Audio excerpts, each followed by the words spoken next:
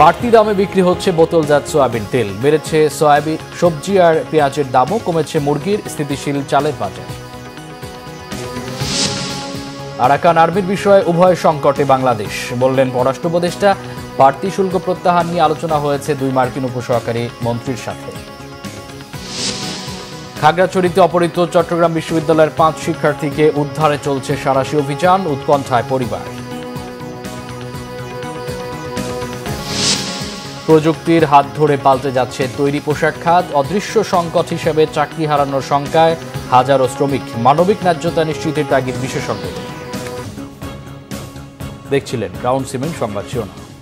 বাড়তি দামে বিক্রি হচ্ছে বোতলজাত সয়াবিন তেল, লিটারে 14 টাকা বেড়ে 189 টাকায় কিনতে হচ্ছে নিত্যপণ্যটি।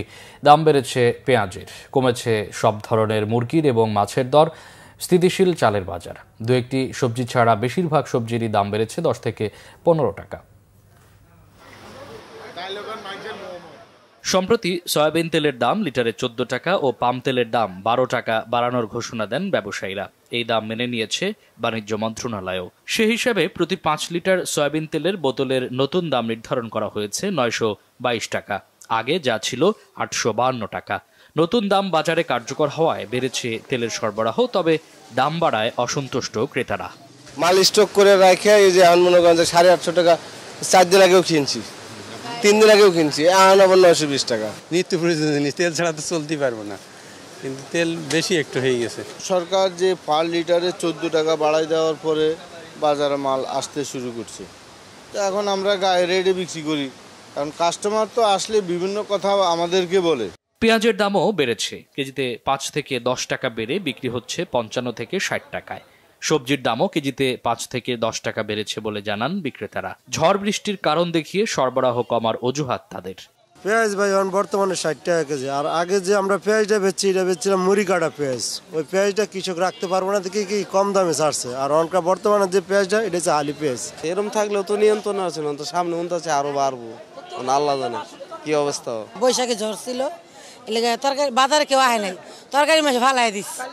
এখন আবার আজকে একটু রোদ উঠছে না, রোদ উঠছে, বাজারে লোক আছে, তরকারিটা একটু কম, 2 দিন মাল আসেনি। ভেন্ডি ধরেন আগে ছিল ধরেন 80 টাকা 90 টাকা কেনা লাগতো, এখন ধরেন 50 টাকা বা 40 টাকা। কমেছে মাছের দর, বিক্রেতারা বলছেন কেজিতে 150 থেকে 200 টাকা কমে বিক্রি হচ্ছে সব ধরনের মাছ। তবে তা নিয়ে ক্রেতাদের মাঝে আছে মিশ্র প্রতিক্রিয়া। আমাদের মতো যারা মধ্যবিত্ত আছে তাদের কষ্টই হয়ে যায়, মাছটা চলাটা এরকম আর কি। রুই মাছ আগে ছিল 500-600 টাকা কেজি, আজকে বিক্রি করতে 400 টাকা কেজি। এমনি ইলিশের দাম তেমন কমে নাই, কিন্তু ছোট মাছ একটু কমছে। কেজিতে 30 টাকা কমে সোনালী মুরগি 260 টাকা এবং ব্রয়লার কেজিতে 20 টাকা কমে 170 টাকায় বিক্রি হচ্ছে। মামুন আব্দুল্লাহ, বাংলা ভিশন, ঢাকা। পররাষ্ট্র উপদেষ্টা তৌহিদ হোসেন বলেছেন, আরোপিত শুল্ক প্রত্যাহারের বিষয়ে মার্কিন উপসহকারী পররাষ্ট্রমন্ত্রীদের বাংলাদেশের নেওয়া পদক্ষেপের বিষয়ে জানানো হয়েছে।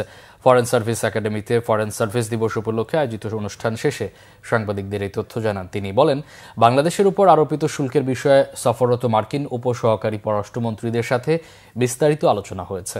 রোহিঙ্গা প্রত্যাবাসনের বিষয়েও তাদের সঙ্গে আলোচনা হয়েছে জানিয়ে তিনি বলেন, আরাকান আর্মির সাথে বাংলাদেশ সরাসরি আলোচনাও করতে পারছে না বা তাদের এড়িয়েও যেতে পারছে না, অর্থাৎ কিছুটা উভয় সংকটে পড়েছে। পররাষ্ট্র উপদেষ্টা ফরেন সার্ভিস দিবস উপলক্ষে দেয়া বক্তব্যে বলেন, বিদেশগামীদের 80% সমস্যা ঢাকা থেকে সৃষ্টি আর 20% গন্তব্য দেশে গিয়ে। দূতাবাসে লোকবল কম থাকলেও প্রবাসীদের 100% সমস্যা সমাধান করতে হয়। ট্যারিফের প্রসঙ্গ উঠেছে এবং আমরা বলেছি যে আমরা তো চেষ্টা করছি তোমাদের বাণিজ্য বাধা কমিয়ে আনতে, এবং আমি আরেকটা পয়েন্ট উল্লেখ করেছি যে আসলে তো যেই দুই পক্ষের মধ্যে তফাৎটা যতটা বলা হয় অতটা তো আসলে না, কারণ সার্ভিসেস সেক্টরে তো আমরা প্রচুর আমদানি করি তোমাদের এখান থেকে। একই কথা তাদেরকেও বলেছি যে আসলে রোহিঙ্গা সমস্যার সমাধান না হলে যদি ওখানে যুদ্ধ শেষও হয়ে যায় তারপরে শান্তি আসবে না, এবং বলেছি যে এখন আমরা একটা নতুন বাস্তবতায় আছি।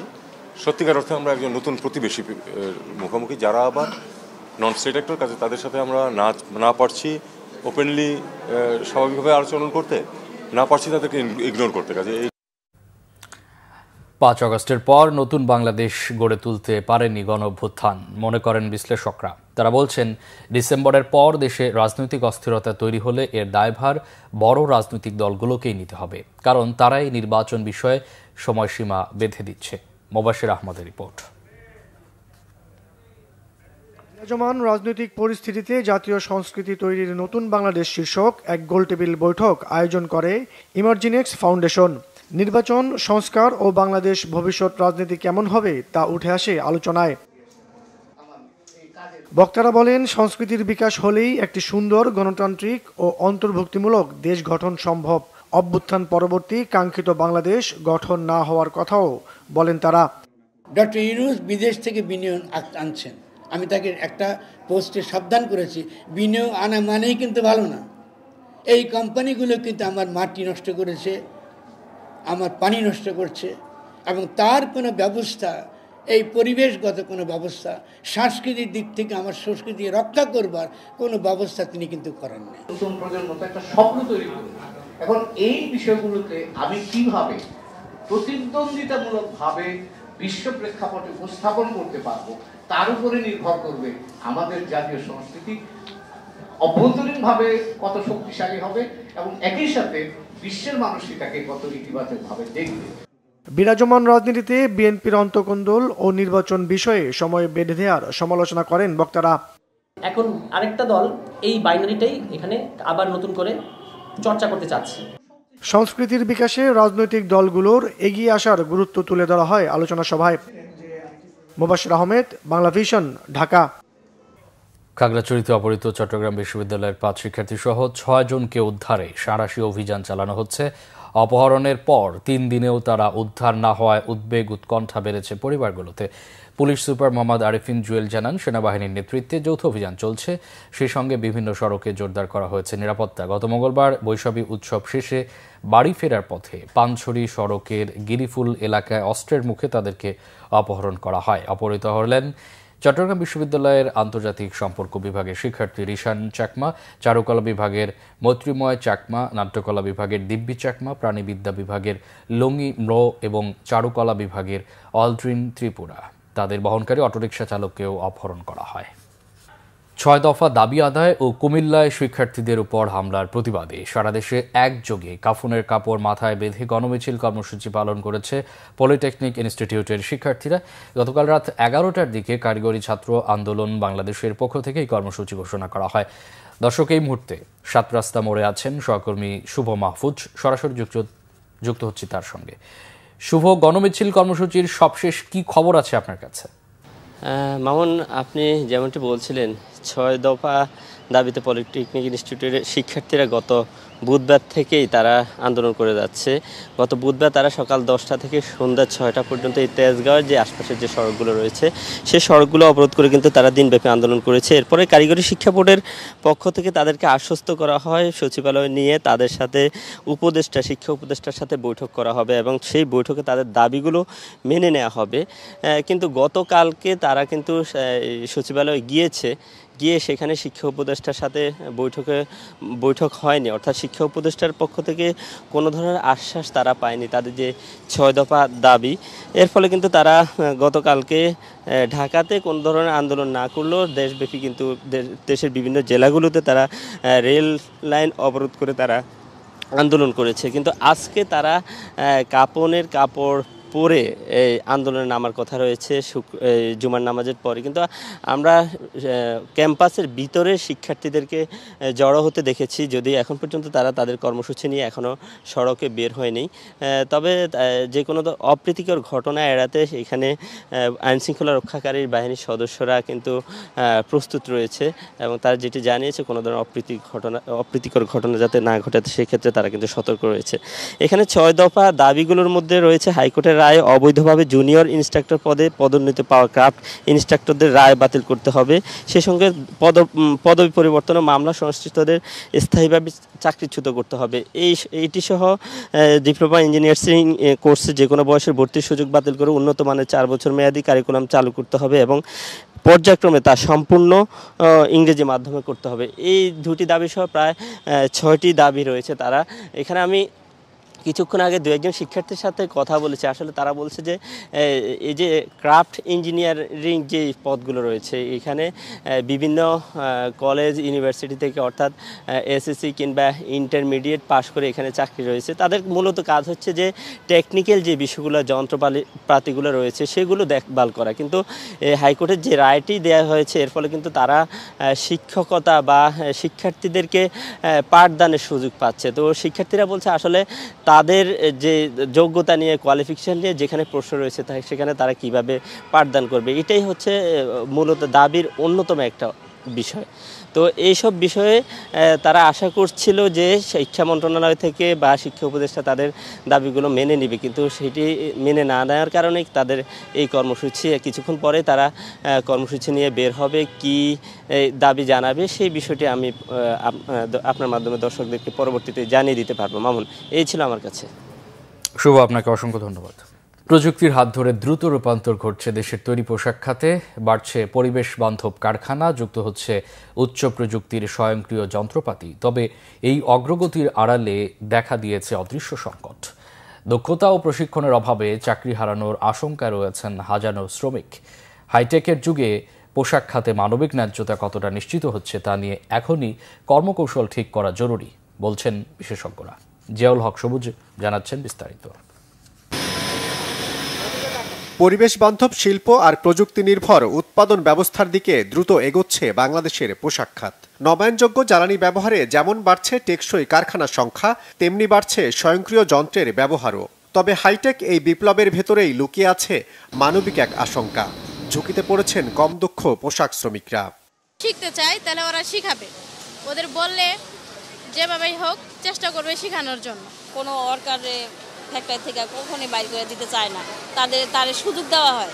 আমাদের ম্যানেজমেন্টের তরফ থেকে রিকোয়ার্ড সাপোর্টও আমরা দেই, আমরা তাকে সময় দেই, তাকে পড়াশোনার জন্য সুযোগ দেই। গত এক দশকে দেশে গড়ে উঠেছে প্রায় 250 সবুজ কারখানা। বৈশ্বিক চাহিদা মেটাতে সব কারখানায় যুক্ত হচ্ছে উন্নত প্রযুক্তি ও স্বয়ংক্রিয় পদ্ধতির ব্যবহার। একই সঙ্গে সৌরশক্তি ও নবায়নযোগ্য জ্বালানির ব্যবহার বাড়ায় কর্মপরিবেশও এখন অনেকটাই সহনীয়। এরকম তো সবুজ অরণ্য পাওয়া যায় না। আমরা অফিসের ভিতরে ঢুকলে আমাদের দেখা যায় সবকিছু সবুজ, অনেক ভালো লাগে। বিদ্যুৎ যাওয়ার সাথে সাথে আবার সোলার প্যানেলের যে আমরা বিদ্যুৎ আমাদের থাকেই। কাজের পরিবেশ উন্নতির পাশাপাশি শ্রমিকদের ঝুঁকি নিয়ে ভাবছেন শিল্প মালিকরাও। স্বাভাবিকভাবে আগে আপনার 5টা দিয়ে মেশিন দিয়ে যা হয়তো এখানে হয়তো 3টা মেশিন দিয়ে তা হবে। এই ক্ষেত্রে যারা এটার সাথে কোপ আপ করতে পারবে, যারা আপ স্কিল লিঙ্ক করতে পারবে, নিজেদেরকে ডেভেলপ করতে পারবে, তাদের একটা অংশ তো থাকছেই। কিছুটা অংশ হয়তো আপনার প্রয়োজনীয়তা কমবে, সেটা আসলে আপনাকে এখন থেকেই তো অ্যাড্রেস করতে হবে, আপনাকে এখন থেকেই তো সেটা নিয়ে কাজ করতে হবে, রিসার্চ করতে হবে, যেটা আমি সবসময় বলার চেষ্টা করি যে কতটুকু এফেক্ট হতে পারে, কি হইতে পারে। প্রযুক্তির ভিড়ে শ্রমিকদের টিকিয়ে রাখতে বাস্তবসম্মত নীতি তৈরি ও মানবিক প্রস্তুতির সুপারিশ করেছেন শ্রম অধিকার বিশেষজ্ঞরা।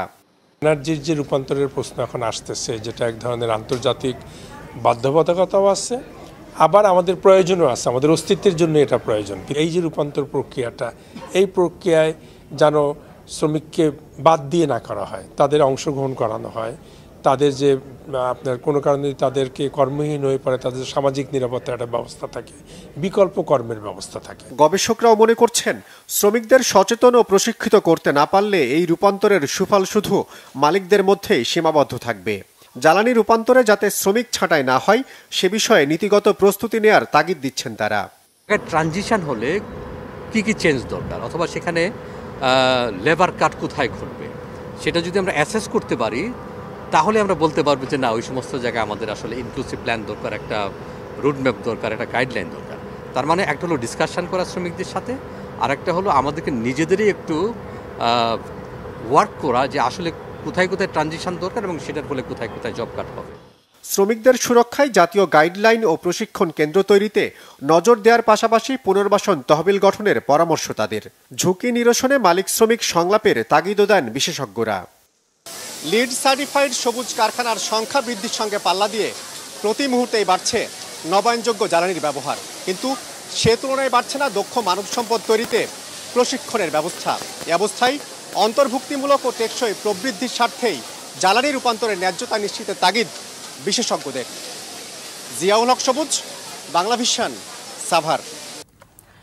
সংবাদ শেষ করব গ্রাউন্ড সিমেন্ট শিরোনামগুলো আরেকবার জানিয়ে। বাড়তি দামে বিক্রি হচ্ছে বোতলজাত সয়াবিন তেল, বেড়েছে সয়াবিন, সবজি আর পেঁয়াজের দামও কমেছে মুরগির, স্থিতিশীল চালের বাজার। আরাকান আর্মির বিষয়ে উভয় সংকটে বাংলাদেশ, বললেন পররাষ্ট্র উপদেষ্টা। বাড়তি শুল্ক প্রত্যাহার নিয়ে আলোচনা হয়েছে 2 মার্কিন উপসহকারী মন্ত্রীর সাথে। খাগড়াছড়িতে অপহৃত চট্টগ্রাম বিশ্ববিদ্যালয়ের 5 শিক্ষার্থীকে উদ্ধারে চলছে সাঁড়াশি অভিযান, উৎকণ্ঠায় পরিবার। প্রযুক্তির হাত ধরে পাল্টে যাচ্ছে তৈরি পোশাক খাত, অদৃশ্য সংকট হিসেবে চাকরি হারানোর শঙ্কায় হাজারো শ্রমিক, মানবিক ন্যায্যতা নিশ্চিতের তাগিদ বিশেষজ্ঞদের। এই ছিল এখনকার মতো, পরে সংবাদ বিকেল 4টায় দেখার আমন্ত্রণ রইল। এর আগে 3টা রয়েছে নিউজ টপ 10। এছাড়া বাংলা ভিশন সংবাদ ও সংবাদ সংশ্লিষ্ট অনুষ্ঠান দেখতে ভিজিট করুন www.bvnews24.com ও facebook.com/banglavisionnews এবং সাবস্ক্রাইব করুন youtube.com/banglavisionnews। এত অনুষ্ঠান থাকায় অসংখ্য ধন্যবাদ।